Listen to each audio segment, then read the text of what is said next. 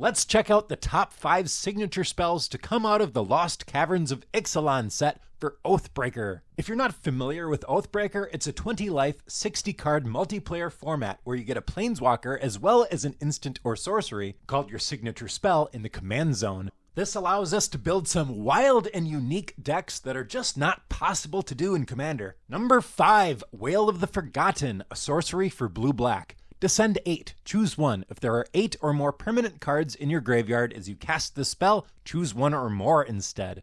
Return target non-land permanent to its owner's hand. Target opponent discards a card. Look at the top 3 cards of your library. Put one of them into your hand and the rest into your graveyard. Although getting 8 permanent cards in our graveyard is a challenge, the 3-for-1 payoff is really nice. This would work best with a planeswalker that dumps things into the graveyard. I especially like Dakkon Shadowslayer, which +1s to Surveil 2 and -6 to reanimate an artifact. Ashiok Sculptor of Fear is another planeswalker that can both mill and reanimate. That's a good option too. Number 4, Abulo's Awakening, a sorcery for X3 white. Return target artifact or non-aura enchantment card from your graveyard to the battlefield with X additional +1/+1 counters on it.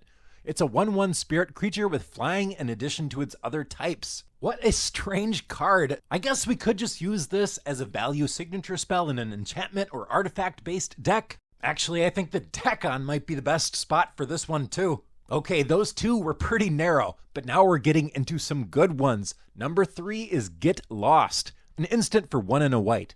Destroy target creature, enchantment, or planeswalker. Its controller creates 2 map tokens.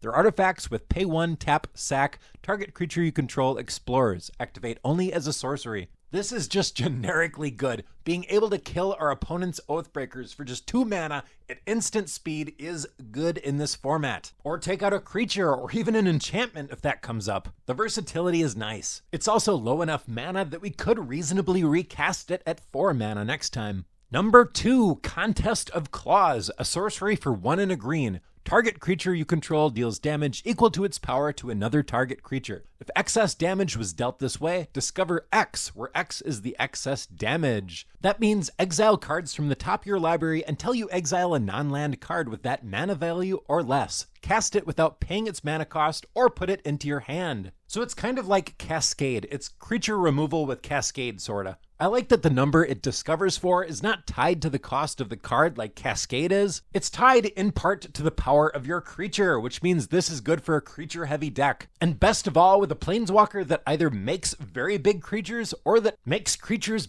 bigger. There's a fair amount of options for that, but my 2 favorites are Garruk Unleashed, the +1s to give target creature +3/+3 in trample, and Minskin Boo, which +1s to give 3 +1/+1 counters to up to 1 target creature with trample or haste. I should note that this one and the next one aren't from the main set of Lost Caverns, they're from the Commander decks. Close enough, I say it counts. And number 1, Ripples of Potential, an instant for 1 and a blue. Proliferate, then choose any number of permanents you control that had a counter put on them this way. Those permanents phase out. I have a feeling that I'm going to be mentioning this one in plenty upcoming videos because Proliferate is so good in Oathbreaker. Why is this good? It's because we can proliferate up the loyalty counters on our Oathbreaker, and it's also a protection spell, so when we need it, we can proliferate and protect it from removal or combat. It's a good choice for decks that are trying to get to a Planeswalker ultimate. And of course, there are a lot of planeswalkers that have really, really strong game-winning ultimates. But it's also strong for any other deck that utilizes counters. For example, Super Friends with Commodore Guff, or Teferi Temporal Pilgrim, which puts +1/+1s on the tokens he makes. As far as I can tell, I'm the only YouTuber making consistent Oathbreaker content,